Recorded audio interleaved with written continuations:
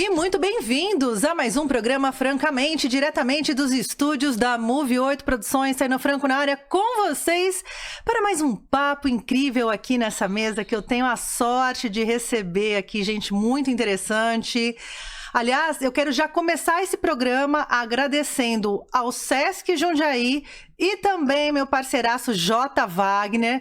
Breve em volta, de volta, J. Wagner?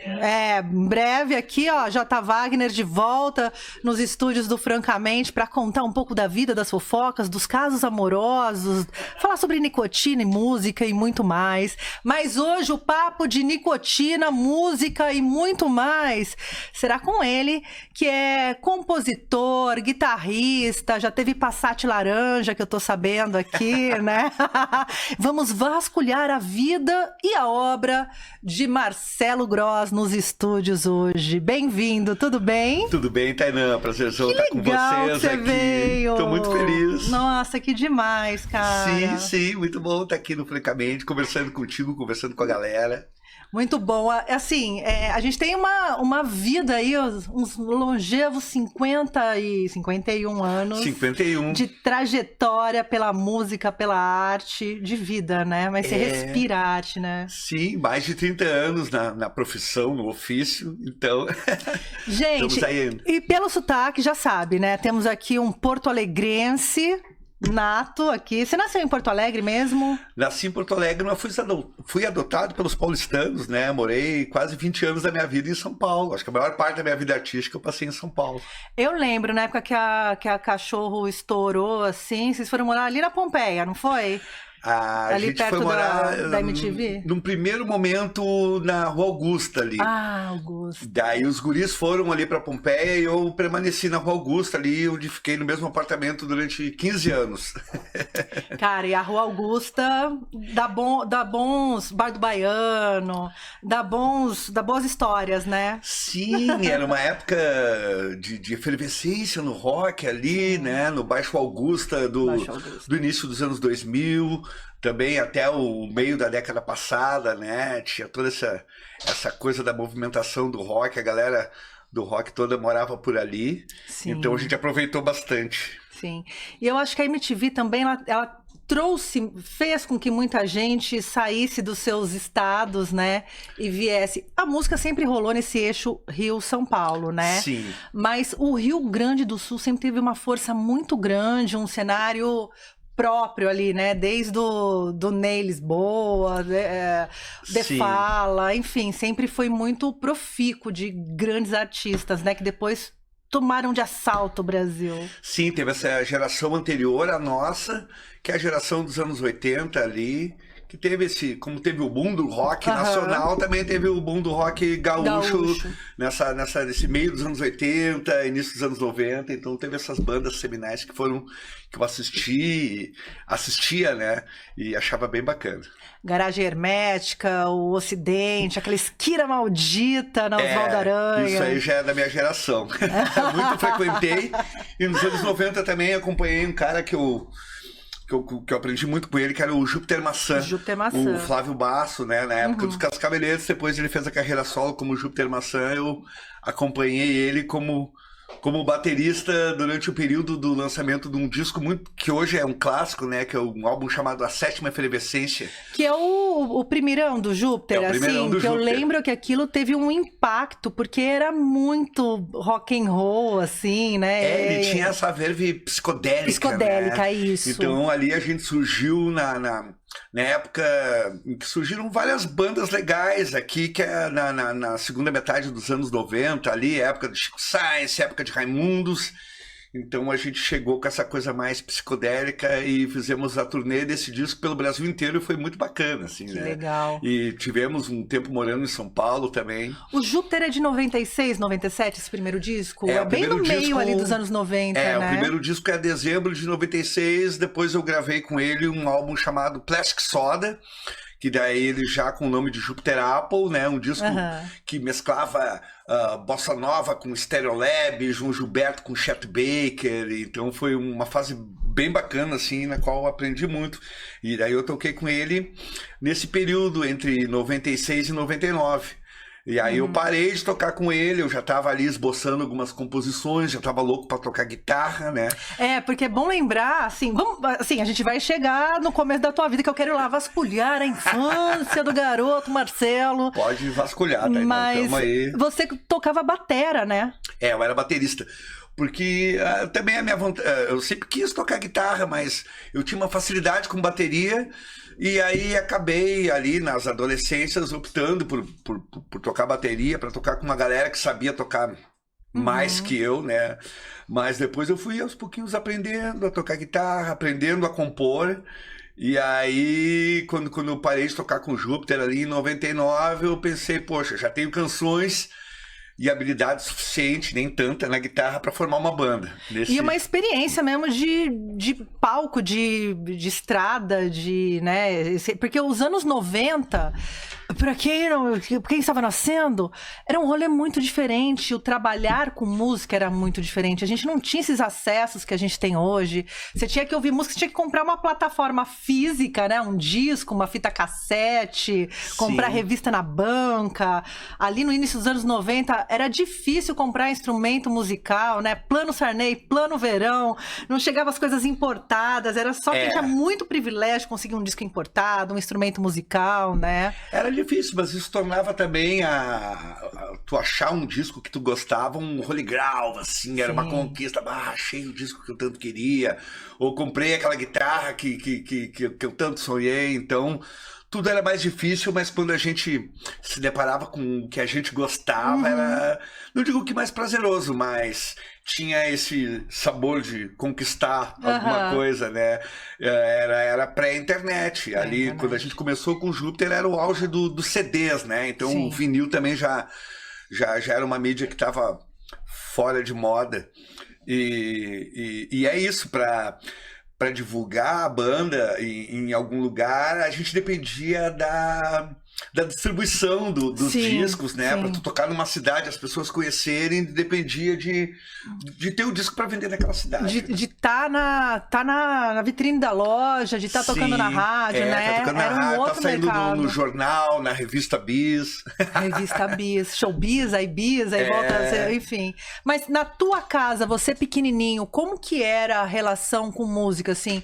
Porque eu lembro que o rádio, né, o toca-fita, o toca-disco, era um móvel na sala, né? Sim. E a família inteira usufruía daquilo e junto, né? A música era... Todo mundo ouvia o mesmo som. Então, o repertório era muito variado de uma casa, né? Como que era isso na tua vida, assim, moleque? Tainã, eu sou da época que todo mundo tinha um 3 em 1 em casa. Chegava na casa das tias, da avó, dos parentes, todo mundo tinha um 3 em 1 com uma pilha de discos. E comigo não foi diferente ali, né? A gente era uma família mais humilde, daí o pai conseguiu comprar uma casa, daí conseguiu a TV colorida, e quando eu vi, tinha um aparelho de som 3 em 1 na sala da casa de madeira, eu digo, que coisa mais bonita.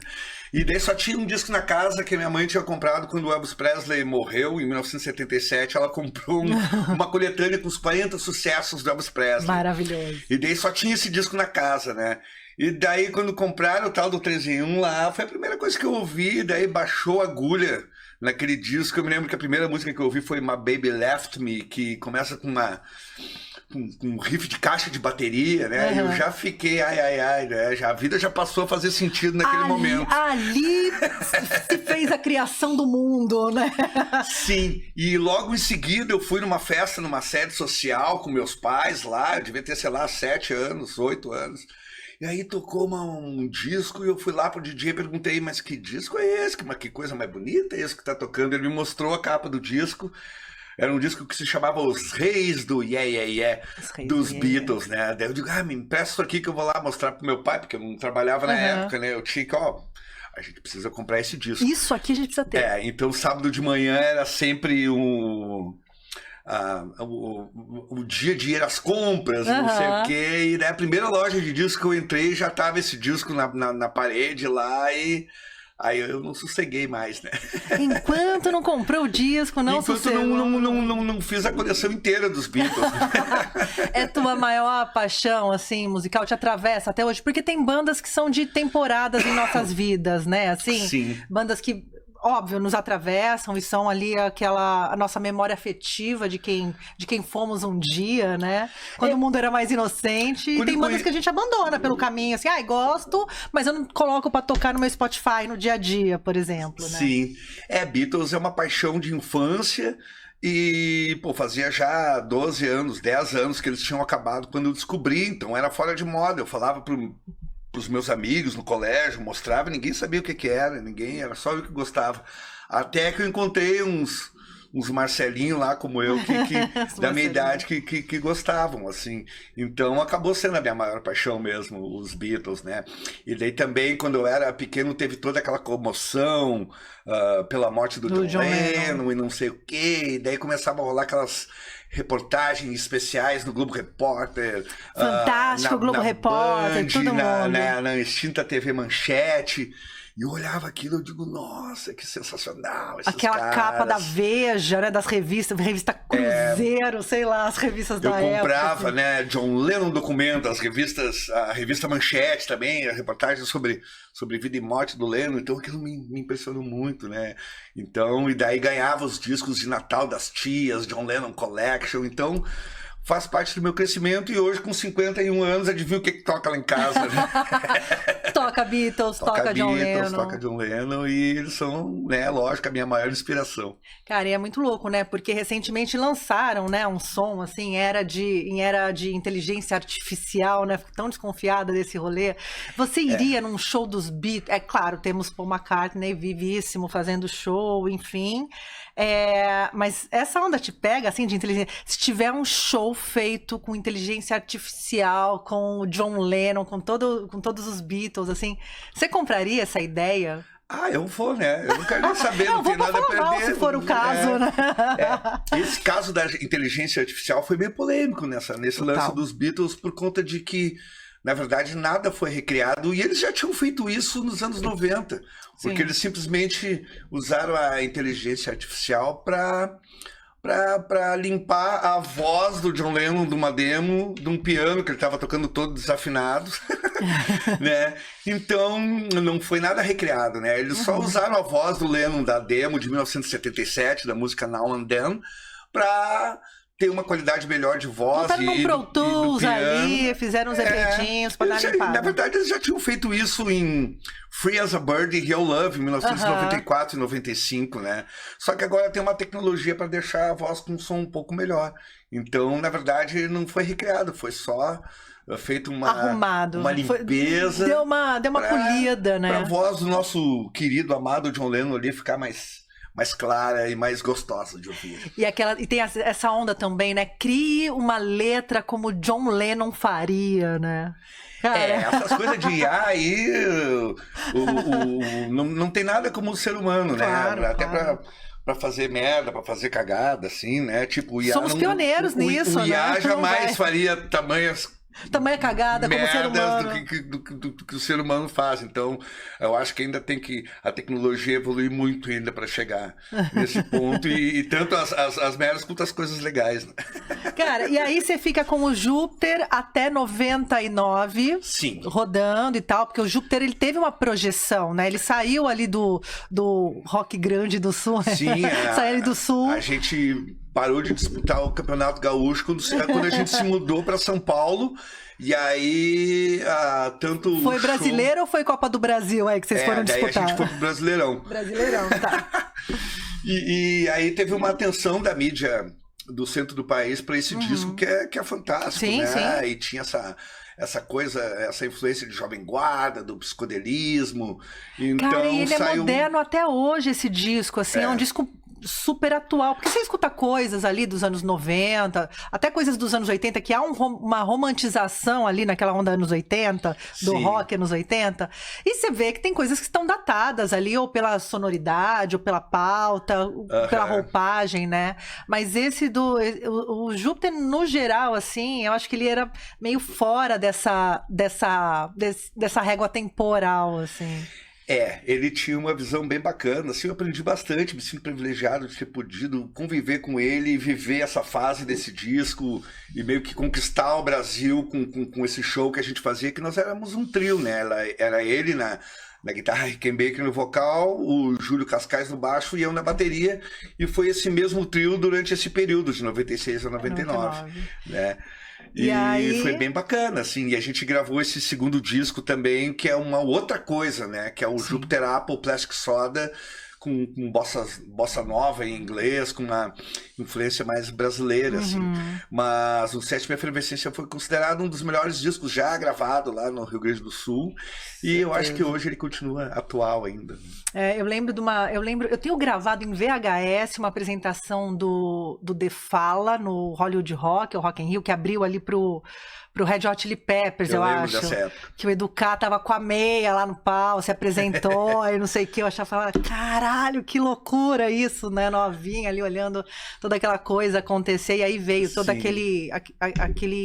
aquela loucura do meio dos anos 90 ali, né? Uma coisa midiática, televisiva, a MTV chegou em 90, né? No Brasil, e aí videoclipe, aí você via a cara dos caras, né? Claro. Era maravilhoso isso, assim. Porque a galera fala, o rock morreu. Eu acho que o rock ele é cíclico. Sim. Porque eu vi o rock renascer durante vários períodos da minha vida. Eu acompanhei o boom do rock nacional ali em 85, 86. Depois ali foi tomado pela onda sertaneja, por uma onda que não era mais o rock. Daí surgiu... Pagode anos 90 também. Daí no início dos anos 90 veio o Guns N' Roses, virou febre. Daí logo em seguida veio o grunge, né? E os Chili Peppers junto, virou febre de novo. Daí logo em seguida teve o Britpop com bandas como o Oasis, o Blur. Sim. Também no mundo... Uma onda indie também que chegou junto, né? Mais ali na segunda metade dos anos 90. Daí no Brasil teve essa turma que eu te falei, né? O Chico Science, Nação Zumbi, Raimundos, né? A gente com o Júpiter ali. E depois, nos anos 2000, a gente acabou pegando também uma carona com a onda dos Strokes, né? Que foi uma outra renovação, né? Uma outra banda que ficou bastante popular no mundo inteiro fazendo rock. Sim. E aí um rock mais visceral, um rock mais... não tão limpinho, né? Assim, era uma outra... Porque vinha com uma coisa estética junto. Eu lembro quando eu conheci, assim, a Cachorro foi via MTV, né? Depois teve até a gravação das bandas gaúchas e tal. Acústico. Mas eu lembro, o primeiro disco é o quê? 2001? 2001. Cara, não tinha aquilo rolando no Brasil. Eu sei que tinha as coisas inglesas que chegavam, americanas, mas não tinha nada como o som da Cachorro naquela época rolando, assim. A gente veio com uma coisa muito diferente e com uma carga muito grande das nossas influências dos anos 60. Porém, a temática... De 67, especificamente? Porém, a temática das letras eram atuais para aquela época. Porque eu escrevia sobre o que a gente estava vivendo com a turma ali, dentro do nosso círculo de amigos, né? Então, apesar do som ter, e as roupinhas, as gravatinhas, ter essa estética... Mood e tal. Anos 60, a gente estava falando sobre coisas que a gente estava vivendo ali no início dos anos 2000. Você lembra da tua primeira composição? Assim, porque tá lá, você é um moleque que vai lá, toca batera, toca com o Júpiter, faz parte da banda. Você trabalhou numa loja de instrumento, isso? Sim. Que você também, ali você conhece uma galera, né? Conheço uma galera, uma loja de instrumentos vintage lá de Porto Alegre, que era a Good Music. Então a gente tinha essas guitarras mais específicas, essas coisas pra roqueiro mesmo. E aí, você lembra a primeira vez que você canetou, assim, que você catou uma caneta, foi quando você era pivetinho, num caderno de escola? Você lembra dessa sensação de olhar para aquela folha em branco e ter umas palavras e você falar, de ter consciência do que você estava fazendo? Um amigo de infância, lá pelos 12, 13, a gente brincava de traduzir, de fazer versões em português dos discos que a gente gostava, assim. Então a gente fazia uma história meio Lennon McCartney, então a gente fazia a versão em português pro disco Sgt. Pepper's inteiro, fazia versões em português pro disco The Wall inteiro. Então nessa de fazer versões ali, sem querer eu fui me aprimorando. Daí, um pouquinho mais adiante, eu comecei a ler muito livro da literatura beat, né? Do Underworld, Jack Kerouac, Lawrence Ferlinghetti, Allen Ginsberg. E daí comecei a ouvir bastante The Doors e comecei a achar que eu podia escrever poemas, né? Então eu brincava de fazer livros, escrever poemas, mas não tinha ainda me aventurado a querer fazer canções. Cara, eu acho que o Doors, ele tem um negócio que quem vai ouvir discografia, quem se envolve ali, né, um pouquinho, vai escrever algum poeminha maldito no canto do caderno. É um feitiço que é lançado do Jim Morrison. Sim, é o feitiço do xamã, né? Do xamã. E ele influencia bastante, porque as letras dele são fantásticas, são muito legais. E aí eu me lembro quando eu não me lembro quando eu escrevi a minha primeira canção, mas eu me lembro claramente quando eu escrevi a minha primeira música decente. Que se chama... O teu marco zero de compositor. Eu digo, isso aqui eu posso tocar e posso fazer uma banda, que é a música chamada Lunático. Né? E daí era uma época que eu já tava ali, já conhecia o Beto, nós já tava meio que andando junto ali, o Beto Bruno, vocalista da Cachorro Grande. É uma canção que eu tive coragem de mostrar, e eles vamos fazer. Né? E aí os guris gostaram, isso me deu incentivo de escrever mais e mais e mais. Esse primeiro encontro da Cachorro como uma banda era um desejo mesmo de... Você falou, tava no Júpiter e tal, tava na hora de eu ter a minha banda, de fazer as minhas coisas, né? Quando você sabe que tá na hora de montar uma banda, assim, tipo, vamos formar uma banda, conheço 3 pessoas que podem participar deste projeto. Vocês tinham uma coisa, assim... Não é um planejamento, que daí fica parecendo que é grandes empresas, pequenos negócios, mas tinha uma coisa racional no sentido... assim, Tainá, eu tava muito feliz tocando com o Júpiter Maçã lá, mas ele queria fazer umas coisas muito malucas, umas outras coisas, daí chegou um momento que depois de, 3, 4 anos a gente tocando com a mesma formação, ele quis tocar com outras pessoas, se ele não tivesse... quisto isso, eu estaria até hoje tocando com ele. Quis abrir o relacionamento. Eu digo, então tá. E daí eu achei que eu deveria fazer a minha banda, porque eu já tinha vontade, mas tinha uma vontade inconsciente, porém, quando eu encontrei o Beto ali, eu vi nele, um cara com carisma bacana, né? Um frontman que encarava as pessoas. Ele já tinha outras experiências, assim, de banda? Ele tinha uma banda chamada Os Malvados Azuis, que ele era do interior do Rio Grande do Sul. Tá. Então ele foi para Porto Alegre atrás de mim, porque ele trabalhava numa loja de disco e caiu na mão dele esse disco, Sétima Efervescência do Júpiter. Ele, preciso ir assistir isso, conhecer esses caras. Então ele foi atrás de mim e a gente ficou amigo. E ali ele se mudou para Porto Alegre, eu arranjei uma namorada para ele, arranjei um emprego para ele na loja. Eu arrumei um emprego, uma casa, arrumei uma namorada. Arranjei um apartamento para ele morar, uns amigos, daí o que faltava? Eu consegui pro rapaz fazer uma banda pro bonito, Beto, né? Ele nunca me agradeceu por tudo isso até hoje, mas enfim. Beto, tá na hora de reconhecer, o cara arrumou casa, comida, roupa lavada e uma banda. Me dá um disco de presente ali importado que já resolve. Tudo certo, pode me encher o saco. E aí eu botei ele a trabalhar na loja e daí a banda dele ficou no interior. Eu tava tentando montar uma banda ali que também não tava dando muito certo. E aí um dos funcionários da loja, que era o grande Jajá, o Príncipe de Ébano, tinha uma banda cover de Jimi Hendrix, ele foi fazer um evento e precisava de uma banda para abrir o evento dele lá. Então, por que vocês não fazem a banda vocês e quer tocar guitarra e vão abrir meu evento lá que eu tô precisando de uma banda?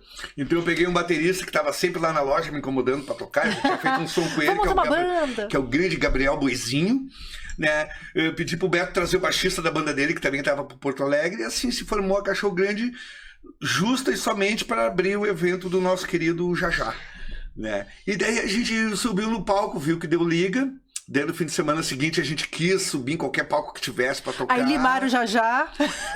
Limaram o Jajá. Não, o Jajá tinha a banda dele. Já tinha a banda dele. Vocês foram fazer um sub enquanto banda. A gente foi abrir o show do Jajá. Né? O Jajá, Príncipe de Ébano, ele tinha um cover de Jimi Hendrix, ele tocava bem mais do que nós todos juntos, assim, né? Cara, e aliás, assim, então o Jajá, ele pode ser dito como o grande padrinho da Cachorro Grande pra fazer grandes aberturas de show. Sim. Que a gente vai chegar. O primeiro show que a gente abriu foi o do Jajá, e foi aí que surgiu a banda. Não fosse o Jajá, não sei se a gente teria tido a ideia de fazer, porque eu era um baterista conhecido, e os guris queriam que eu fosse baterista. Eu digo, não quero mais tocar essa merda, eu tô cheio de música aqui, e quero tocar guitarra, porque olha aqui, já consigo fazer ali umas coisinhas do Jimi Hendrix. Já faço escalinha ali, já faço um solinho bonito. E daí foi assim, tipo, com o Beto ali, eu botei fé nele, e ele botou fé em mim como guitarrista, né? Tipo, ele falou, não, tá, o cara é um baterista conhecido, porque eu tinha feito ali uns anos com o Júpiter Maçã, mas eu era um cara que tava ali escrevendo umas canções razoavelmente legais e... Você chegou de cara e apresentou pro Beto, assim, suas canções? Ó, tem um caderninho aqui... na verdade eu gravava as demos em casa, na fitinha, 4 canais. E já daí vinha com a linha, já. Ele fez um esboço lá de uma música, que foi a primeira música da Cachorro Grande, que é o Debaixo do Chapéu. E daí, vamos gravar lá em casa. Daí gravamos uma fitinha, daí, olha, eu tenho essa aqui, Lunático. Gravamos junto ali. E assim foram surgindo as músicas. Eu escrevia no cartãozinho de orçamento da loja, minhas letras. E quando não tinha cliente, eu ficava no fundo da loja com uma guitarrinha, assim, né, escrevendo letras sobre o que tinha acontecido na noite anterior, das festas. Do que a gente lembra da noite anterior e das festas, né? Da sensação do que foi, porque lembrar... Dos resquícios, né? Resquícios daí uma hora o patrão, o dono da loja lá, achou que aquilo tava demais, que eu e o Beto chegava lá... Ninguém tava trabalhando. Junto, atrasado. Não, a gente trabalhava, mas a gente chegava junto, atrasado, tudo sujo de massa de pizza ou de sei lá, molhado da noite anterior e não sei o quê. Daí ele despediu nós dois ao mesmo tempo e a gente teve... A única coisa que a gente tinha na vida dele era a banda. Era a banda. Muito bem. E como que foi essa primeira gravação? Primeiro disco ele sai como independente, tinha uma gravadora. Qual que era o cenário ali nos anos 2000 para se gravar um disco? Tinha um selo novo lá, de um cara que era o Selo Stop, o nome do selo era Stop Records. Então ele estava investindo ali para lançar artistas novos e tinha uma agitadora cultural, tem ainda, né, na cidade de Porto Alegre, que é a grande Cida Pimentel, que viu a gente colando cartaz na frente da casa dela às 3 da manhã na chuva e ficou com pena da gente. Vou adotar esses gurizinhos aqui. Vamos ver como é que eu sou esses gurizinhos. Ela foi num show e ficou super feliz e daí começou a meter pilha na galera. Vocês precisam gravar os Cachorro Grande. E foi assim que surgiu daí esse... Ela pagou, eu me lembro que ela pagou a passagem de ônibus pra gente lá assinar o primeiro contrato. E aí a gente gravou. Daí tinham bandas legais surgindo no cenário ali, né? De Porto Alegre, tinha Bideobaldi, Video Hits. Então a gente acabou sendo mais uma banda do cenário da cidade. Desse investimento. Porque também faz um circuito também, né? Aí você tem lugar pra tocar, e aí você forma uma... É que a gente era meio rebelde demais, assim. A gente tocava onde deixavam, nas festas da medicina da URGS, nas catacumbas da URGS. Só que a gente era meio metido a de rua e de quebrar as coisas, e de fazer confusão, então... Era a banda mais requisitada da noite porto-alegrense, né? Daí a gente acabou ficando... Primeiro conhecidos por causa dos cartazes que a gente fazia, que a namorada do Beto, a Denise, fazia uns cartazes meio pop art, meio Andy Warhol. Você arrumou uma namorada pro Beto que ainda era design gráfico, assim, que tinha esse talento. Artista talentosíssima, tá com ele até hoje, a grande Denise. Um grande empreendedor aqui, Marcelo Gross, ele vai organizando toda a cadeia produtiva. Santo casamenteiro. Traga pessoa ele casou com ela, né? Ele tá com ela, não tá? Sim, até hoje? Estão juntos. Caralho, olha só. Casamentos e bandas que duram, porque pra mim a Cachorro nunca acabou. Só deu uma pausinha ali. Mas eu tenho essa vocação, não é o primeiro casal que eu apresento que tá junto há muito tempo. Fora o fato de eu ter escrito Sinceramente, que é uma música que também é a música mais tocada dos casamentos do Rio Grande do Sul, né? Sim, não, se você casa no Rio Grande do Sul e não toca Sinceramente, seu casamento não vai dar bom. Sinto me te informar, o divórcio tá próximo. Tá dado o recado. E aí, esse primeiro disco de vocês, da Cachorro, ele tem uma capilaridade nacional, assim, vocês conseguem sair do Sul com esse disco? Vocês conseguem rodar Brasil? Não porque ainda tinha um lance de distribuição ainda, porque, assim, né? Eu já tinha feito esse caminho com o Júpiter Maçã, eu sabia que tinha ouro lá. Mas eu me lembro de a gente batalhar um tempo pra ser ouvido, pra ter o... Pra ir no Faustão. Não o Faustão, a gente nunca almejou o Faustão, mas Curiosamente, os 3 clipes do primeiro disco, independente da nossa vontade, começaram a tocar na MTV. Então a gente começou a ciscar São Paulo, indo ali, fazendo um programinha da MTV aqui, um showzinho ali para 10, depois 20, depois 30, depois 40 pessoas. A gente pegava uma van, ia de Porto Alegre até São Paulo e voltava. Passava em Curitiba, pegava nossos irmãozinhos dos Fechecleres para abrir o nosso show, que era uma banda nova na época também, e tinha a ver com a gente, essa coisa do The Who e dos anos 60. Então a gente foi ciscando, mas lógico que a MTV foi muito importante, porque foi o lugar onde muita gente viu a gente pela primeira vez ali. Era a Ana já? Ana Bunter, claro, a nossa madrinha, a nossa fada madrinha. A Ana foi madrinha de uma geração toda de música. E nosso amor, e a Ana é genial, né? Então começou os 3 clipes, Experiência, Lunático e Debaixo do Chapéu, começaram a tocar na MTV. E através desses clipes que a galera do resto do Brasil começou a tomar conhecimento que a gente existia.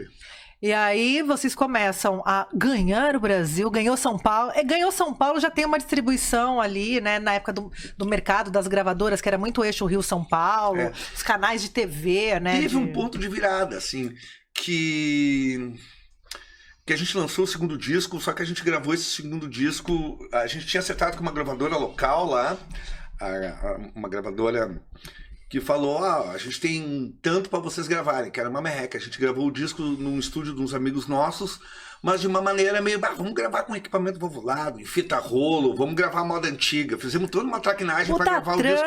Vamos gravar ao vivo como os Stugs gravavam. A gente gravou o disco do jeito que a gente queria. Sujão. Ninguém da gravadora tava lá para supervisionar e nem para dizer que tava bom, que tava ruim. Quando a gente foi mostrar, os caras, mas que é isso? Aqui não dá para tocar no rádio. Aí, o negócio é o seguinte, a gente não vai lançar isso, a gente vai dar um estúdio para vocês, gravar tudo de novo, mas tudo limpinho, tudo bonitinho, tudo como tem que ser. A gente vai lá, toma um banho todo mundo, afina direito esses instrumentos, sim, penteia o cabelo de lado e daí vem tocar. A gente perguntou pro cara, né? Tá, mas vem cá, a gente gravou, teve todo esse trabalho, a gravadora de vocês não vai lançar? Não, a gravadora não vai lançar esse disco assim, tu pega essa gravadora e enfia no rabo. Né? Ele mandou o cara enfiar a gravadora no rabo, ficamos sem gravadora, com um disco gravado, com uma dívida para pagar no estúdio. E aí foi um tempo de meio que limbo, quase um ano com aquele disco, sem saber se a banda ia ter continuidade, se a gente ia ter um segundo disco. O disco estava pronto, vocês tinham gravado de cabo a rabo, disco cheio, né? Um disco cheio de loucura, cheio de loucura.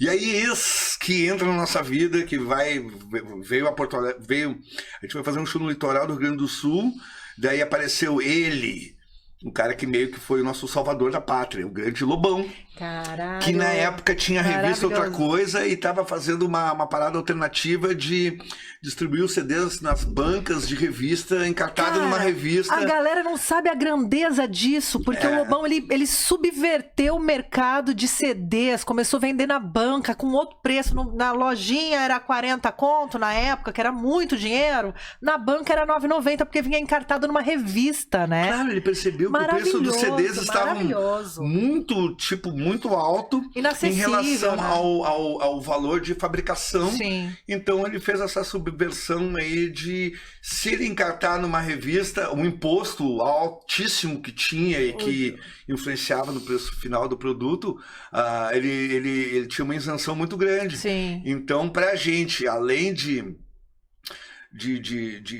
ter uma boa distribuição, ela é uma distribuição nas bancas, a um preço acessível, e foi a nossa primeira distribuição nacional. Né? E numerado também, porque eu lembro muito de uma discussão na época sobre os números, porque tinha aquela papagaiada na televisão, ganhou disco de ouro, ganhou disco de platina e não sei o quê. Só que os discos não eram numerados, né? Você não sabia a gravadora tinha lá o número dela de quanto ela mandou prensar, né? Sim. Depois de muito tempo eu soube também que o disco de ouro é a primeira matriz do disco, né? Enfim, daí eles pintam de dourado com tinta dourada, spray dourado e fala que é de ouro. Mas enfim. Mas eu lembro que o Lobão tinha muito essa batalha de numerar, porque o dinheiro não estava chegando nos músicos, né? O CD com preço absurdo e a grana não chegando. E daí ele fez isso e aí vocês foram pro Brasil inteiro. E daí chamou toda essa nossa história de mandar a gravadora pro inferno e lançar o lance pelo Lobão e do disco ser uma desgraça mesmo, assim, chamou a atenção tanto da MTV quanto de uma gravadora grande, que foi a Deck Disc, né? Do Rafa Ramos. Do Rafa Ramos. Grande Rafa Ramos do Baba Cósmica. O Rafa Ramos, um dos maiores produtores do Brasil, né? E daí, na época, ele falou, cara, o disco de vocês é tão bagunçado que eu senti vontade de contratar vocês e gravar vocês. E daí que foi o ponto de virada, porque aí a Ana Butler falou, se vocês se mudarem para São Paulo, vocês vão estar aqui na MTV o tempo todo. Direto. Daí o cara da Deck, da Deck Disc, o João Augusto, pai do Rafa, também falou, a gente contrata vocês se vocês morarem em São Paulo. E a gente se mudou para São Paulo, gravou o que viria a ser o nosso álbum, o terceiro álbum, Pista Livre, e ao mesmo tempo gravamos o acústico Bandas Gaúchas, então saiu meio que esses dois produtos ao mesmo tempo, e aí ninguém mais segurou os cachorrinhos. Viu, isso impactou em shows, assim, porque às vezes hoje a gente tem uma percepção diferente do que é uma música de sucesso, porque às vezes o cara que tá lá com 1 milhão no TikTok, no Spotify, não é o cara que tá fazendo show com o público, né? Impactou sim, porque a gente deixou de ser uma banda do circuito gaúcho, morando em São Paulo a gente passou a ser uma banda de circuito nacional, a gente passou a tocar no Brasil inteiro, por conta que a gente, e não foi uma música só, a gente lançou 2 produtos, né? E daí tava ali, Você Não Sabe Que Perdeu, no Disque MTV em primeiro lugar, depois Sinceramente, e daí o acústico Bandas Gaúchas com Paulo Miklos cantando Dia Perfeito com a gente, então meio que a gente entrou de sola com um monte de coisa legal, assim, dentro do período em que a gente era perfil da emissora, porque tinha a ver com as bandas mundiais que estavam rolando bastante na época, que era o The Hives, o Jet, os próprios Strokes. O The Hives fechou agora recente no Brasil, não fez? Eles estiveram aqui no Brasil. Mas eu lembro que a Cachorro também tinha uma coisa muito a ver com, assim, tirando o que estava vindo de fora, na rádio, na TV, tinha uma coisa muito a ver com a rua também, assim, com o que estava acontecendo no Baixo Augusta, com o que estava acontecendo, sei lá, na Altis, na Augusta, na Fan House, os estilos de banda que estava rolando. Sim, teve uma convergência ali naquele momento. A gente musicalmente não tinha a ver com Strokes, Hives e Jet, mas esteticamente sim.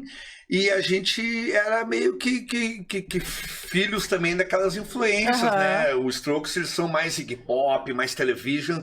A gente é mais 67, Syd Barrett, The Who, né?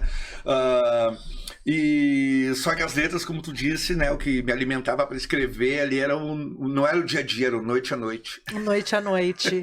E em São Paulo rolou muito encontros com outros artistas. Você falou de o Paulo Miklos junto e tal. Como que foi esse match também, esses encontros? Porque em São Paulo promove encontros raríssimos, encontros que, assim, nem nos seus melhores ou piores sonhos você imaginaria, né? Vocês tiveram muito essa troca musical? Porque eu lembro que teve uma época, como eu brinquei aqui, né, que muitas bandas vieram morar ali a MTV inflacionou a Pompeia, aquela região ali da Pompeia, em São Paulo, porque muitas bandas vieram para morar ali pertinho e tal. Mascavo teve aqui, eles moravam lá. No dia que o Mascavo veio aqui, o Beto Lee tava aqui, aí eles se encontraram, eles eram vizinhos e tal, né? E eu lembro que teve esse movimento, assim, de uma galera tá se encontrando em virtude da Padaria Real, da cerveja gelada da Padaria Real e da MTV, né? Isso trouxe uma troca pra você, assim, de repertório, não só de repertório na caneta, mas também musicalmente, de estar olhando, encontrando, convivendo com outras pessoas, enfim. Com certeza, quando a gente foi morar, a banda se mudou para São Paulo, a gente foi morar todo mundo num apartamento de 2 quartos, num condomínio que a DEC tinha uma facilidade lá para, né, eles botaram a gente lá e tinham vários outros artistas desse mesmo... A DEC tinha seu próprio Airbnb. E daí nesse Airbnb tava lá a Pitty e todos os músicos dela espalhados. Que a Pitty tinha vindo da Bahia na época. Sim, a Pitty da Bahia, tava o Dead Fish... Tava da Bahia também a banda Dr. Cascadura, que depois foi, né, o Cascadura, né, do grande Fabão, e entre outras bandas que circulavam, né. Quando a gente se mudou, a gente tava ali naquela região da Augusta, né, na Marquês do Paranaguá, ali entre a Augusta, no Baixo Augusta, entre a Augusta, hoje na frente do que é o Parque Augusta. Então a gente ficou na região ali, e os bares da Augusta, daquela região na época, bom, era um boom da MTV, então tinha o Waltz, tinha o Inferno, tinha o Vegas, tinha assim, ó, Fan House, Astronet. Então era um monte de bar, um do lado do outro, todas as noites com bandas tocando e a gente tocando também essa efervescência de todo mundo se encontrando, todo mundo se espelhando, todo mundo se inspirando um com o trabalho do outro, todo mundo rolando no chão bêbado, feliz da vida, que estavam, né, que a coisa estava acontecendo. Então era da Altes ao Casarão, da Altes ao Lajegas, tinha um rolê ali. Daí depois metade da banda foi pra Pompeia. Eu permaneci fiel. Eu fiquei na Augusta ali, né, morei no mesmo apartamento durante 15 anos. 15 anos, porque também ali eram os meus bares favoritos, eu gostava de ficar perto da Paulista, tinha um estúdio do Duda, baterista da Pitch, onde a gente estava sempre ensaiando, que era ali pertinho, o escritório da banda ficava ali perto, tinha o Cemitério de Automóveis, que é o bar do Mário Bortolotto, que eu adorava ir lá, chegava lá... Foi depois que ele tomou tiro que você chegou, porque ele, lembra, teve um rolê lá na Roosevelt, foi durante o tiro dele. Péssimo momento pra ser amigo do Bortolotto. Não, mas ali nossa, que loucura aquilo. Ele é um queridão, a gente ficou bem amigo e eu tive, eu fiz aniversários homéricos no Cemitério de Automóveis e ali permaneci até, né, o Beto morou ali no Baixo Augusto uma época também e a gente foi indo. E mudou tua maneira de compor? Essa experiência Baixo Augusta, assim? Porque a Cachorro, você fica até 2018, 2019 ali. Na verdade, eu só tive um retiro de poucos meses da Cachorro. Retiro espiritual, basicamente, um respiro. Não, na verdade eu fui demitido mesmo. E eu formei a banda e também fiz todo o conceito da banda e também sou autor das principais músicas. Aquilo ali foi um período que... Era um período meio difícil da minha vida. Minha noiva morreu num acidente, meu pai morreu, eu tava assim, num período difícil e os guris me abandonaram, né? Os belezinha, né? Eles me tiraram pra fora da banda, porque eles estavam naquela fase hedonista. E eu tava ali um pouco mais quieto. Eu não acreditei quando isso aconteceu, né? Mas, enfim, em seguida me chamaram de volta e eu digo, tá, vocês vão ver. Tá, mas agora eu não quero, espera um pouco. Espera eu querer. Mas também, respondendo a tua pergunta, claro que morar no Baixo Augusta me influenciou para escrever. Eu escrevi várias canções, tanto para minha carreira solo quanto para Cachorro Grande, falando sobre a correria da cidade de São Paulo. Aí tem uma música chamada O Buraco da Fresta, que fala, né, eu olho ao redor e não me interessa se eu estou devagar e você está com pressa, né, as pessoas não param para pensar, não param de falar, todos querem entrar pelo buraco da fresta. Então é uma analogia sobre a correria da cidade de São Paulo. Tem uma outra música que eu escrevi chamada Reconstruindo a Cidade, porque toda vez que eu ia viajar, se eu ficasse 15 dias fora de casa, eu voltava, tinham derrubado um prédio ali na Augusta, construído outro, e eu tinha medo de chegar lá e não ter mais o prédio onde eu morava, né? Cara, e a Augusta mudou demais nos últimos 10, 15 anos. Aquela rua era uma metamorfose constante de lugares que fechavam e abriam e de prédios históricos que derrubavam. Então, sim, morar em São Paulo, morar no Baixo Augusta me inspirou. Eu escrevi várias letras a respeito desse momento. Dessa loucura, dessa efervescência cultural da cidade e das coisas que eu vivi ali morando no Baixo Augusta. E tinha coisa que você entendia, não, essa composição eu quero gravar com a Cachorro, isso aqui não, isso aqui eu quero gravar sozinho, do meu jeito, com outra galera. Não, porque eu sou um cara muito legal, eu mostrava tudo pra eles, tudo que eu escrevia eu mostrava, e daí eles definiam. Eles definiam ecstasy, extano. E daí, justamente por um período onde eu escrevi bastante, pouco do que eu escrevi entrou na Cachorro, que foi o período ali do álbum Baixo Augusta, que eu percebi que, tá, galera, e daí essas músicas eu não vou guardar na gaveta, vocês não querem gravar agora, não vão querer gravar depois. Isso fez com que eu precisasse lançar um disco com aquelas canções, né? Então eu até agradeço o grande meu amigo Beto Bruno por ter inventado a minha carreira solo de certa forma, né? Porque ele recusou tantas canções que eu achava que eram apropriadas para Cachorro, que eu resolvi, cara, eu não vou deixar na gaveta, posso gravar meu disco, faz o que quiser, Daí que começou a minha carreira solo em 2013, pela essa necessidade de não deixar aquelas canções engavetadas. Perfeito. Eu falei aqui da tua abertura, né? Quando a Cachorro foi a banda que abriu o show lá em Porto Alegre, do Jajá. Vocês também, ao longo da carreira, abriram grandes shows. Me conta essa história de abrir show pra quem? Pra Rolling Stones? Pro Oasis? A gente acabou ficando bom nisso. Caralho, cara. Porque assim, qual que é o sonho de uma banda? Eu quero tocar no Rock in Rio, eu quero ter música em novela, quero ganhar disco de ouro. Cada banda tem ali um lugar, às vezes quer tudo e beleza, tudo certo, né? Mas tem um lugar que você quer estar, né? Eu só tenho banda pra catar mulher, pra beber, pra loucura. E aí... a Cachorro tava abrindo o show dos Rolling Stones. E foda-se. Eu me lembro dos anos 90, no fim dos anos 80 pros anos 90, a turnê dos Steel Wheels, dos Rolling Stones, que passou ao vivo na Band. E daí eu assistindo o show, tinha aquele pré-show, a galera jogando uma sinuquinha. E eu me lembro de eles entrevistarem o Axl Rose, e o Axl Rose falou, não, uma banda de rock and roll só é uma banda de rock and roll de verdade quando abrir um show dos Rolling Stones, então eu tô me sentindo o máximo aqui, tendo essa oportunidade de abrir o show dos Rolling Stones, e aquilo ficou na minha cabeça, assim, né, mas eu jamais imaginei, porque eu escuto Rolling Stones desde os meus 10 anos de idade, Sim. né, eu acompanho tudo, eu acompanho os Rolling Stones desde o Tattoo You, pra tu ver como eu sou velho.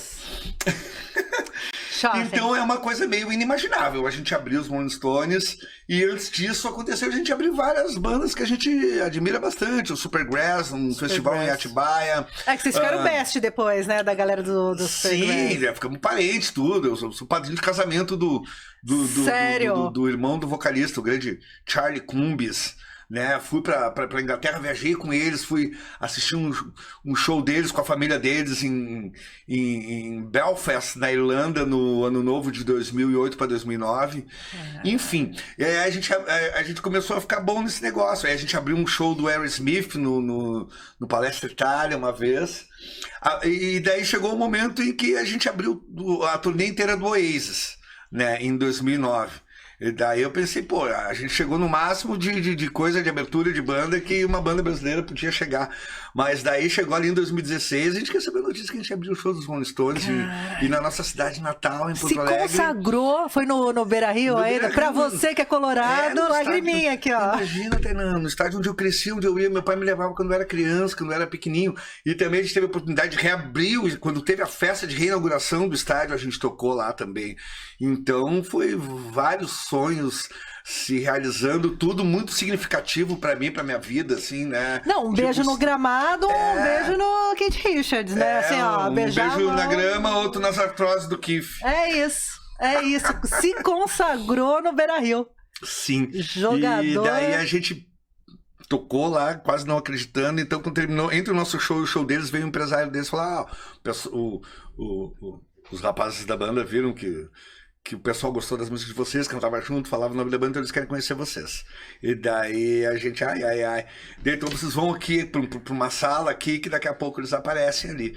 E daí deu, sei lá, 5 minutos, apareceu Charlie Watts, Ron Wood, Mick Jagger e Keith Richards.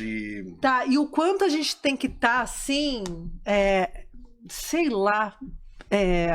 com o pé no chão pra entender que aquilo tá acontecendo de verdade. Você teve um momento que você olhou e falou, isso aqui é só uma alucinação, tomei uma bala, bateu aqui, o que tá rolando? Você teve um momento que você olhou e falou... É que desde o momento que disseram pra nós que isso ia acontecer, eu acordava assim, vou tomar uma cerveja, vou abrir o show dos Rolling Stones, Eu tava na casa dos meus avós, em Sobradinho, interior do Rio Grande do Sul, tinha um riozinho lá, quando me ligaram lá, porque eu tinha que subir num morro pra pegar telefone lá, porque lá no interior.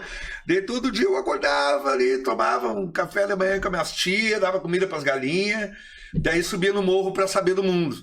Daí eu subi o morro, daqui a pouco meu telefone com trocentas ligações não atendidas, né? O Nokia na época. O Nokia que ele usa até hoje, porque o Nokia não acaba a bateria, o melhor celular e aí 1000 ligações, daqui a pouco. Onde é que tu tá? Eu digo, eu tô aqui no morro pra poder pegar no morro, é ótimo. Daí o nosso produtor na época, o grande Emanuel Filho, senta porque eu tenho uma notícia pra te dar. Vocês vão abrir o show dos Rolling Stones em E daí eu comecei a gritar, e meus tios lá, né, tipo... Tudo bem aí? O que aconteceu, com o rapaz, não sei o quê. Então, desde o momento que a gente ficou sabendo, até o momento que aconteceu e depois também, foi uma coisa, né, tipo... surreal. Cinderela. Cachorro grande o quê? Cinderelos. Tinha o Cinderela, um filme dos Trapalhões. Tinha! Cinderela, Trapalhão. Cinderela, Trapalhão. Nós éramos Cinderelos, cachorrão. Cara, que demais. E aí, assim, o Oasis vai voltar, né? Até esse papo aí que colocaram, a mãe deu uma surra nos dois, mandaram os dois ficar amigos de novo. Você acha que, assim... sei lá, de repente, vamos fazer um remember aqui do Oasis e da Cachorro abrindo show? Você acha que... banda pra abrir já tem, né? Agora os meios pra isso acontecer, eu não sei, mas a gente, lógico que gostaria muito, né? Cara, seria muito incrível. O problema não é o Oasis voltar, gente. O grande lance é a Cachorro fazer esse show aí. Estamos aí. Cara, isso é incrível, incrível, incrível. Já foi, mas se repetir, daí né, muita sorte nossa. Mas eu acho que a gente tem o perfil, né? Sim. E já estamos nos candidatando. Muito bem. Eu voto na Cachorro para abrir. Eu iria pro show por causa da Cachorro, porque o Oasis mais ou menos. Olha aí, aqueles irmãos briguentos lá, mas eu amo eles. Nossa, muito briguento. Eles foram tão amados com a gente nessa turnê que a gente fez. Foram 4 shows, foi o primeiro no Rio de Janeiro, o segundo em São Paulo, o terceiro em Curitiba e o quarto em Porto Alegre. 2 semanas depois eles terminaram a banda. Né? Então foi os últimos shows da carreira deles que a gente abriu. E eu me lembro que no primeiro show, a gente começou a tocar, o Samuel já chegou no meu ouvido, olha ali na mesa de som, ali eles estavam ali, o Liam Gallagher, o resto da turma menos o meu. Os caras já assistindo o nosso show. E no camarim a gente ficava ali, tomava uma cervejinha junto, ficava falando de John Lennon e Beatles e não sei o quê. Uns amores de pessoa. Caralho, agora o Beto que se cuide, porque, ó, tem irmão ali que pode fazer o quê? Pode fazer sub pra Cachorro agora. Se o Beto não se comportar, corta o Beto, chama um dos meninos pra fazer sub. O ex ali, né, se o Noel Gallagher começar a incomodar demais, também, se tiver uma vaquinha pra mim... Viu? Me conta, você lançou um livro com as suas letras. Sim, lancei. Porque eu tô fazendo 50 anos, então eu achei que é hora de também dar uma olhadinha pra trás e fazer coisas impossíveis que eu nunca tinha feito antes, como... plantar uma árvore, fazer um filho, escrever um livro. Tá faltando filho. Eu tenho um filho que é o meu gato, Nara Leão, né? Que eu considero ele meu filho, meu pet. Né? A árvore eu já plantei umas plantinhas lá, meio... Já conta. Já conta, né? Conta, a árvore também, né? Aquelas plantinhas bonitas, cheirosas. E resolvi... Resolvi não, tem um Saulo Marino, que é um jornalista amigo meu, que teve a ideia, vamos fazer a tua biografia de uma maneira como se fosse uma entrevista, tô contando a tua história. Então a gente começou o projeto desse livro, fiz 15 horas de entrevistas, né? Porque quando eu era pequeno, e agora depois de grande também, eu gosto de ler livros de entrevistas, os livros da entrevista do John Lennon na Rolling Stone. Eu tenho livros de todas as entrevistas mais legais da Rolling Stone. Então eu acho legal esse formato que parece um bate-papo. Tu lê como se estivesse trocando uma ideia com outra pessoa. O primeiro que eu li num formato muito parecido é aquele Mate-me, por favor, sim, que tem que ali as pessoas dando um depoimento. Nossa, que livro marco. E esse Lennon Remembers, que traz a entrevista do Lennon de 70 na Rolling Stone e a de 1980, que ele deu pouco antes de morrer, é um livro com o qual eu cresci lendo e eu me encantava por aquilo. Então eu dei essa sugestão de a gente fazer um livro como se fosse uma entrevista. Então esse livro está sendo... né, ainda elaborado, encaminhado, e nesse meio tempo o Saulo me falou, por que não faz um livro só com as tuas letras? E eu lembro que, poxa, eu tenho no meu armário lá os livros de letras do Jim Morrison, os livros de letra do Caetano, os livros de letra do Lou Reed. Eu digo, vamos fazer. E daí, coincidentemente, eu fui contar quantas canções eu tinha escrito, dava quase certinho 50 para Cachorro Grande e 50 para o meu trabalho solo. Então são 100 letras que eu reuni nesse livro chamado Crosswords. Maravilhoso, adorei o nome do livro também, ficou maravilhoso, cara. E também a gente acabou atrelando um projeto que eu já estava em andamento com o meu produtor, o Tonho Meira, que é o Crossroads, que é esse disco ao vivo que eu acabei de lançar nas plataformas digitais, agora no último... Novinho o livro, chegou agora. O livro ao vivo. E o disco, né? O disco ao vivo. Você gravou no teatro? Gravado no Teatro Túlio Piva, em Porto Alegre, no Teatro Clássico, que ficou fechado durante 10 anos. E eu tive o privilégio de ser o primeiro artista a tocar nesse teatro, que logo em seguida fechou de novo, porque rolou a enchente lá e o teatro também foi afetado.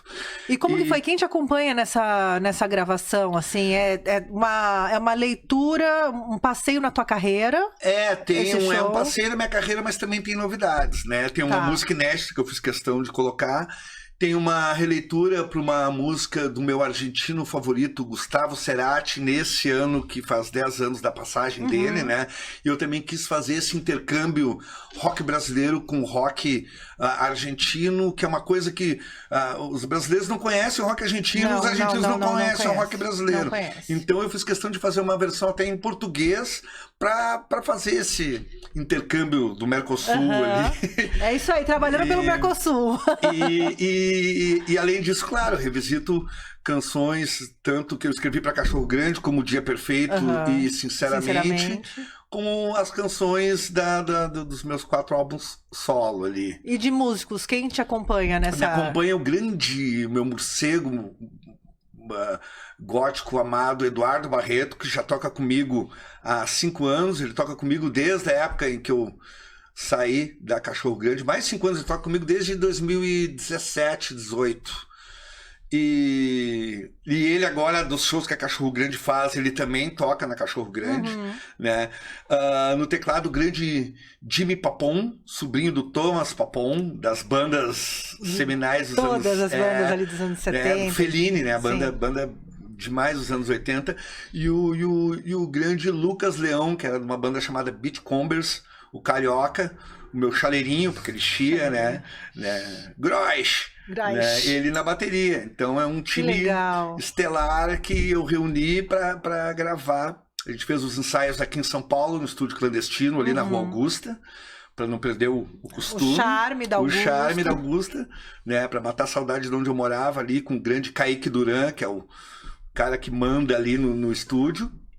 Então, daí a gente fez esse projeto que é revisitando a minha carreira, que é essa coisa do Crossroads, é um trocadilho, né? Com a encruzilhada, né? Que, tipo, ao mesmo tempo eu tô olhando pra trás, mas tô olhando pra frente, pros lados também, né? Tipo, né? Não tá preso ali, né? Não tá preso no que foi tua carreira, porque tua carreira tá rolando. Sim. Tá seguindo em frente. Vindo com coisa nova, vindo com músicos, né, novos, né? Porque o Leão e o Jimmy não tocavam comigo.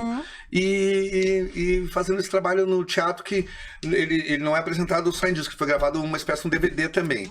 Então, no meu canal do YouTube ali, o Marcelo Gross TV, a galera pode ver os vídeos dessa apresentação. Eu tô lançando aos pouquinhos. E agora em novembro passa na TV, se não me engano, no Music Box Brasil. Aliás, beijo pra galera do Music Box Brasil, a galera também. Cara, eles vão catando, a gente tem um material lá com eles no festival.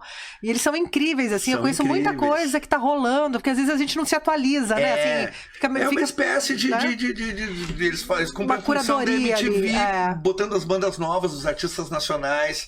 Porque é importante ter isso, né? Porque a gente, tanto no Rio Grande do Sul quanto aqui, tu liga um rádio ou liga a TV, é só coisa antiga. Dentro das rádios rock também só tocam coisas antigas. Então a Music Box cumpre essa função de apresentar os artistas atuais para a galera. O que você tá escutando? Você escuta coisa nova, assim? Eu escuto. Eu tenho uma dificuldade, assim, eu acabo escutando quem vem aqui no programa, e, né? Eu acabo acompanhando a galera que passa por aqui. Eu escuto bastante coisa de fora e daqui.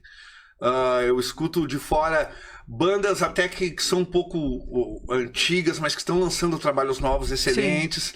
Esse ano o meu álbum favorito é o álbum novo do Kula Shaker, que é uma banda britânica com influências indianas. Né? O nome do disco chama Natural Magic. Recomendo da galera procurar no Spotify. Curadoria Marcelo Gross aqui nesse programa, eles aproveitem. Outro disco que eu amei, que lançaram esse ano, foi o disco do Liam Gallagher com o John Squire. O John Squire, que era o guitarrista do Stone Roses, que é uma banda anterior ao Oasis, mas que influenciou bastante o Oasis. E tem a banda da minha amiga Flávia Cury, os The Cobrats, que ela tá conquistando o mundo, né? Ela tem uma dupla com o marido dela, né? Ele é baterista, ela é guitarrista, num clima meio White Stripes, assim, que é uma banda que eu recomendo demais, né? Eles lançaram um disco The Fabulous Corettes, e eles estão conquistando o mundo. E aqui do Brasil eu vim aqui ouvindo a banda Foods Gang. Foods Gang, grande... Aliás, ó, vou até olhar para outra câmera aqui. Vocês estão me devendo uma entrevista desde 2019. Eu vou cancelar a carteirinha de vocês de músicos, se vocês não vierem aqui. É uma ameaça, porque a gente trabalha com ameaça nesse programa. Quero vocês na minha mesa. Podem tratar de vir aqui pra gente bater um papo. Traz pelo pescoço. Foods Gang. Tem outra banda bacana, o Hurricanes também. Né? Tem artistas talentosos. É isso, como a coisa agora a internet tá super pulverizada, não tem mais uma MTV ou uma rádio que faz a curadoria ali, centraliza esse pessoal todo. Então, mas se espremer esse limão, sai uma caipirinha. Você se adaptou com a internet, assim, desse relacionamento direto? Porque antes tinha filtros, né? O filtro era revista, era MTV, tinha outros filtros que você dialogava com o público. Hoje é você ali no teu inbox. Nos meus 14, meus 12 anos, eu me lembro de estar no meu quarto, né? Quando a gente é adolescente, o nosso quarto costuma ser o nosso universo. Né? Então, olha só a traquinagem que eu fazia. Eu pegava ali, tinha um amigo meu que trabalhava com eletricidade, a gente com bateria de carro, a gente fazia uma antena, que a gente fazia uma espécie de rádio, e a gente transmitia do meu tocadisco, eu plugava o microfone no meu tocadisco, transmitia pros amigos em volta, uma rádio pirata, assim, tinha um X do amigo meu na esquina ali, a galera ficava tomando uma cervejinha, eu ficava da minha casa, eles sintonizavam o rádio, discotecando e falando um monte de besteira. Assim. Lembrando a você que esse crime já está prescrito. Então essa coisa de estar dentro do meu quarto e falar com o resto do mundo é uma pira que eu tinha nos anos 80, né? Então, quando veio...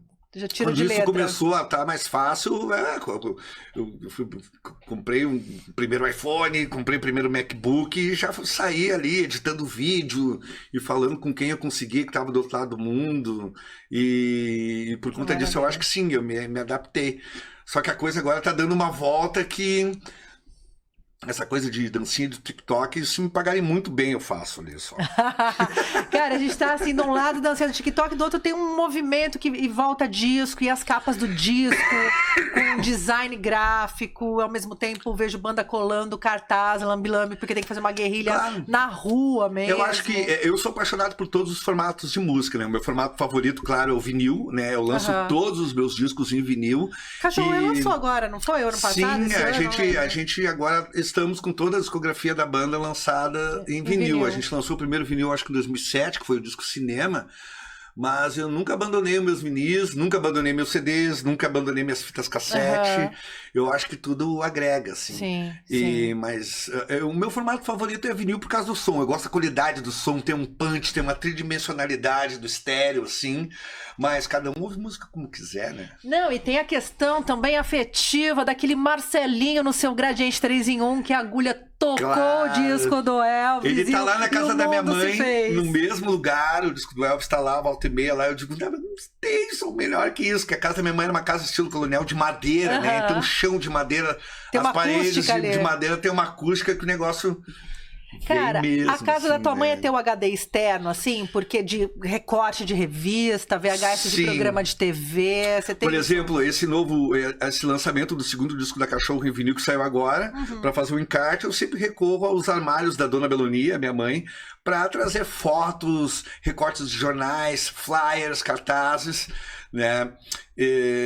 Então, tanto pro filme da Cachorro quanto por esses relançamentos. Que saiu o filme também da Cachorro, né? Um documentário, a gente lançou banda de rock. semana passada, no 48º Festival Internacional de Cinema de São Paulo. Legal. Um filme que a gente tá fazendo desde 2017. A banda acabou, voltou, acabou de novo. Porque precisava de material, entendeu? Tava de história. O coitado do Lívia Ferreira, que tava fazendo o roteiro lá, já não sabia o que fazer. Vocês acabaram, não acabaram, voltaram. Como é que eu vou fazer o fim? Chega de banda, como é que eu vou fazer o fim desse filme que você sabe, cada hora acontece alguma coisa, sabe? E eu digo, faz qualquer coisa lá e... Tudo certo. Diz que a banda acabou porque se a gente voltar, é isso. Então a gente tá agora num período que a gente tá fazendo uma turnê de 25 anos da banda também. E tem que fazer. E tem que fazer. Então são 1000 coisas acontecendo. É o filme da Cachorro Grande, é o lançamento do meu livro, é o lançamento do meu disco Crossroads. Você tá em todas as mídias. Você é livro, você é show, DVD, você é disco, você é solo, você é banda. Todas as mídias. Falta atuar numa novela. E uma dancinha do TikTok. Pra completar... atuar num filme, eu já tô ali, né? Mesmo que seja um documentário, eu já tô ali. Tá ali. Hoje, Foods Gang, Sesc Jundiaí. Eu não sei quando você tá vendo essa entrevista, que pode ser que já passou e você perdeu, azar o seu. Você tem que ficar ligado aí nas redes sociais dos músicos, nas redes sociais do Sesc, nas redes sociais do J. Wagner, que é o grande curador desse projeto aí, que sempre traz uma banda local, né, Jota? Depois você vem falar direitinho isso pra gente, né? Um programa só disso, com alguém super especial que vem agregar, que vem dar um feat musical ali. Super especial é o J. Wagner, é tu, Tainã, que dá esse espaço para as bandas, para os artistas aqui divulgarem o seu trabalho. O Foods Gang, que é muito legal também. Eu agradeço ao Jota por essa oportunidade de eu poder fazer esse som com eles ali nesse projeto, que é muito lindo, né? Fazer esse intercâmbio cultural, musical, roqueiro. E é uma possibilidade para todos, né? Para banda que tá aqui na batalha do dia a dia. Sim. Assim como você esteve no mesmo palco que o Rolling Stones, né? Tem bandas que têm a oportunidade de estar no palco com você. Não, assim, coitado né? das pessoas ali, tá no palco comigo. Não, cara, marcos de geração. Mas são marcos de geração, assim, né? Eu acho massa demais isso, eu acho incrível. Não, esse intercâmbio realmente é muito legal, essa ideia do Jota é fantástica. Tô muito feliz de fazer parte disso. Cara, eu tô muito feliz que você veio, que bom, que delícia ter você aqui. Que delícia estar aqui, vasculhar um pouco sua vida. Dá vontade de abrir uma cerveja aqui e ficar conversando horas. Bora! Bora abrir uma cerveja, um skin, fumar um charuto, quem sabe? Não, hoje tem show. Hoje tem show, não pode. Beber só depois. Beber só depois. Um pouquinho. Eu vou lá tomar uma cervejinha, então, de leve, só pra gente fazer um brinde. Claro. Obrigada. Maravilha. Redes sociais. Marcelo Gross TV no @YouTube. No YouTube eu divulgo minhas andanças pelo mundo e meus discos bastante através do Instagram, que é @Marcelo Gross. Eu cuido das redes sociais da Cachorro Grande também, @Cachorro Grande. Tem a fanpage no Facebook, como é que é ali mesmo? Gross Songs.